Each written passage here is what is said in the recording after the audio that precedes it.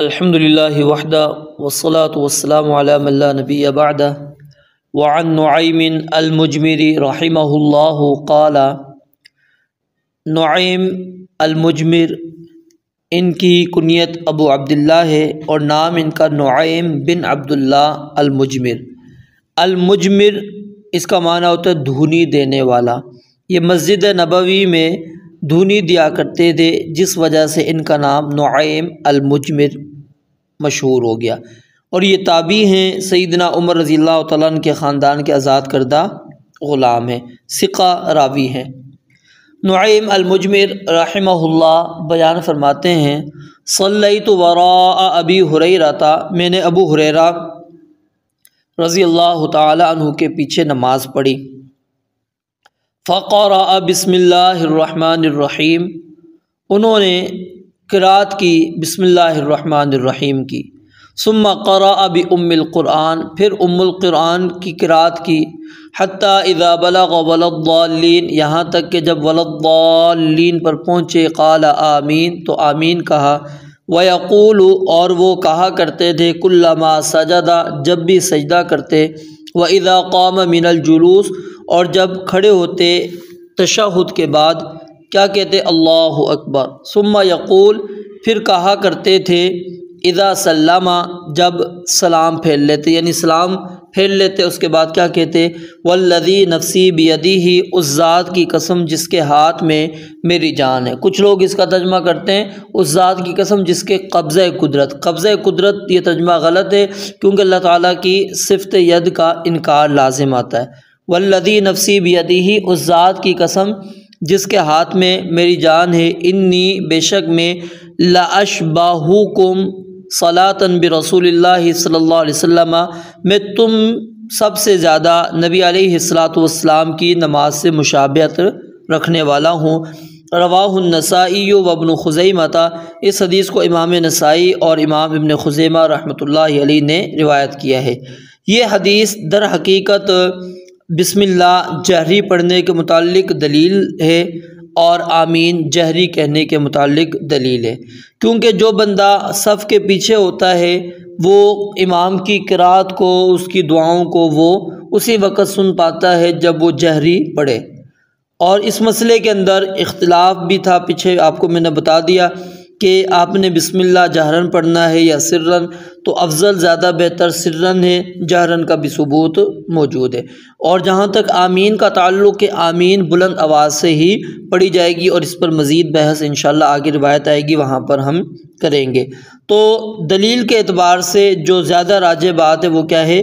بسم اللہ کو ہم نے سری طور پر پڑھنا ہے اور آمین کو ہم نے بلند طور پر پڑھنا ہے۔ اور اس حدیث مبارکہ میں ایک اور مسئلہ بیان ہوا ہے، وہ کیا ہے؟ انتقال تکبیر کا، یعنی جب آپ ایک عمل سے دوسرے عمل کی طرف جا رہے ہوتے ہیں تو اس وقت تکبیرات کہنا، ان کو کہتے ہیں انتقالات، منتقل ہونے کی جو تکبیرات انتقالات ہیں ان کے متعلق تین قسمیں اس کی ہوتی ہیں۔ ایک تو وہ ہے تکبیر کہ جس کے بغیر نماز قائم ہی نہیں ہوتی، یعنی جو ہم جس کو تکبیر تحریمہ کہتے ہیں، وہ بنیاد ہے، وہ تو کہنا کیا ہے؟ واجب ہے، فرض ہے۔ اور دوسری تکبیر وہ ہوتی ہے جو پیچھے آ کر انسان ملتا ہے، مثال کے طور پر امام رکوع میں ہے، اب بندہ آتا ہے وہ اللہ اکبر کہہ کر ہاتھ باندھتا ہے، پھر وہ رکوع میں جائے گا۔ اب وہ رکوع میں جاتے ہوئے کیا وہ اللہ اکبر کہے گا یا پھر وہ ویسے ہی رکوع کے اندر چلا جائے گا؟ اس کے بارے میں مستحب کا موقف ہے علماء کا۔ اور تیسری ہے جو ہم رکوع سے اٹھ رہے ہیں، پھر سجدے میں جا رہے ہیں، پھر سجدے سے اٹھ رہے ہیں، پھر دوسرے سجدے میں جا رہے ہیں، یعنی رکن بدلتے جا رہے ہیں، تو وہاں پر جو تکبیرات ہیں اس کے کہنے کے اندر صحیح قول یہی ہے کہ وہ بھی کیا ہے؟ واجب ہے۔ اگر کوئی بندہ وہ چھوڑ دیتا ہے تو پھر اس کو نماز دہرانی پڑے گی، اس کو سجدہ سہو بھی ساتھ میں کرنا پڑے گا۔ تو سیدنا ابو ہریرہ رضی اللہ تعالیٰ نے قسم کھائی والذی نفسی بیدہ، کہ اس ذات کی قسم جس کے ہاتھ میں میری جان ہے۔ قسم کھانے کا مقصد ان کو یہ تھا تاکہ وہ پختگی کے ساتھ لوگوں کو اس پر عمل کروا سکیں کہ دیکھو نبی علیہ السلام کی نماز کے مشابہت رکھنے والی میں نماز پڑھ رہا ہوں، تمہیں اس میں شک نہیں ہونا چاہیے، تم نماز کو سمجھو اور اس کے مطابق نماز پڑھو جس طرح میں نے پڑھی ہے، کیونکہ میں نبی علیہ الصلوۃ والسلام کے بالکل مشابہت کے ساتھ نماز پڑھ رہا ہوں۔ تو اس روایت کے اندر کیا مسئلہ، ایک تو مسئلہ ثابت ہوا کہ بسم اللہ الرحمن الرحیم کا، اگرچہ الفاظ سے واضح نہیں ہو رہا کہ یہ سرن پڑھی یا جہرن پڑھی، لیکن سیاق سے یہی سمجھ میں آتا ہے کہ جہرن ہی انہوں نے پڑھی۔ اسی طرح جو ہے آمین، اس کے متعلق بھی وضاحت نہیں ہے ادھر، لیکن جو سیاق ہے اس سے یہی بات ثابت ہوتی ہے کہ جہرن ہی سیدنا ابو ہریرہ رضی اللہ تعالیٰ عنہ نے پڑھی۔ تو سورہ فاتحہ سرن پڑھنا یہ افضل ہے، بہتر ہے، اور آمین بلند کہنا افضل ہے، اور انتقالات تکبیرات کہنا بھی ضروری ہیں۔ تو یہ چیز ایک تو اس حدیث سے یہ چیزیں ثابت ہوئی، اور اسی طرح یہاں سے یہ بھی ثابت ہوئی کہ جو تابعین تھے وہ بھی صحابہ کرام کی نماز کو غور سے دیکھا کرتے تھے، جس طرح صحابہ کرام نبی علیہ الصلوۃ والسلام کی نماز کو دیکھا کرتے تھے۔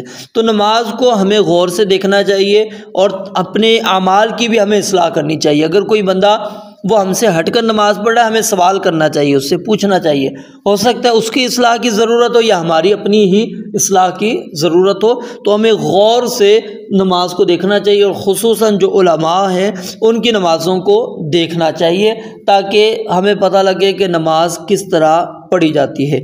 اور اسی طرح والذی نفسی بیدہ، اللہ رب العالمین کی جو صفت ید ہے وہ یہاں سے ثابت ہوتا ہے کہ اللہ رب العالمین کا ہاتھ ہے، اور یہ قسم کھانا کہ اس ذات کی قسم جس کے ہاتھ میں میری جان ہے، کیونکہ سارے اختیارات کس کے ہیں؟ اللہ رب العالمین کے، تو یہ قسم کھانا کیا ہے؟ جائز ہے۔ رب العالمین سے دعا ہے اللہ تعالیٰ سمجھنے عمل کرنے کی توفیق عطا فرمائے۔ وآخر دعوانا الحمدللہ رب العالمین۔